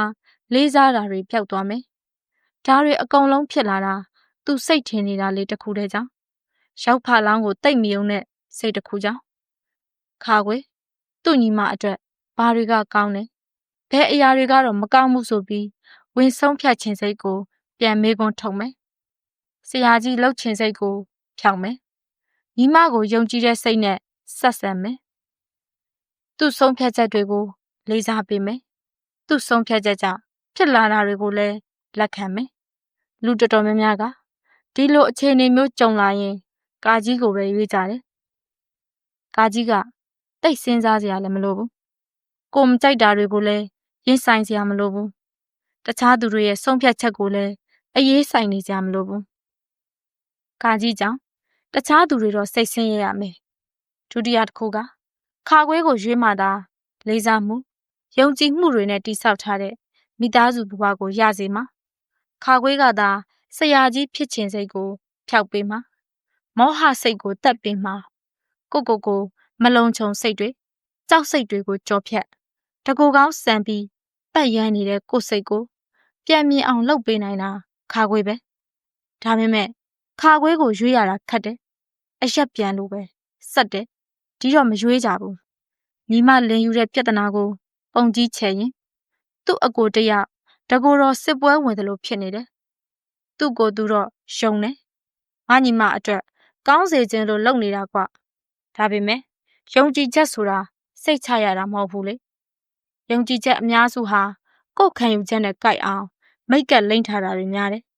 တကယ်တမ်းကျတော့သူ့အမားကိုဝန်ခံဖို့ပိုခက်နေတာဝန်ခံလိုက်ရင်တကူကောင်းဆန်မှုတွေကြောက်စိတ်တွေကနေလွတ်မြောက်သွားမှာဒါပေမဲ့သူ့အတွက်ကတော့ညီမနဲ့ရန်သူတွေဖြစ်သွားတာကိုခံနိုင်တယ်မှားတယ်လို့ဝန်ခံရမှာကိုမခံနိုင်ဘူးကျွန်တော်ဘဝမှာသတ်မှတ်ထားတဲ့ပုံသင်နည်းဆိုလို့တိတ်များများဆဆမရှိပါဘူးဒါပေမဲ့တေချာတဲ့ပုံသင်နည်းတစ်ခုတော့ရှိတယ်ကျွန်တော်မှားနေတာနဲ့အားလုံးမှားနေတာဆိုတဲ့အဖြေနှစ်ခုဆိုပါစို့ဒီနှစ်ခုကိုထိတ်တိုက်တွေ့ပေးလိုက်ရင်ညာတော့အဖြစ်မှားနေတဲ့သူကကျွန်တော်ပဲဖြစ်နေတယ်အတွေ့အကြုံကသင်ပေးလိုက်တဲ့ပုံသင်နည်းဆိုပါတော့ကျွန်တော်ဘဝမှာအကုန်လုံးနဲ့တယောက်တိုက်ပွဲတွေဝင်မျက်စိမှိတ်ရံပြေလူချင်ဖက်ဖြစ်ခဲ့တာတွေမနှဲဘူးပဲမလှမပတွေတခါတလေချွင်းချက်တွေတော့ရှိပါတယ်အများနဲ့တယောက်မှာတယောက်ဖက်ကမှန်နေတာတွေလည်းရှိတတ်တယ်ဒါပေမဲ့တော်တော်ရှားတယ်တကယ်အဖြစ်မှန်ကတွေးကြည့်ရင်ရိုးရိုးလေးပါခမားစိတ်ထဲမှာတကယ်ပါလုံးနဲ့တယောက်စစ်ဖြစ်နေတယ်လို့ခံစားလာရပြီလားဒါဆိုရင်အဲ့ဒီစစ်ပွဲကကိုပြန်တိုက်နေတဲ့စစ်ပွဲဖြစ်ဖို့များပါတယ်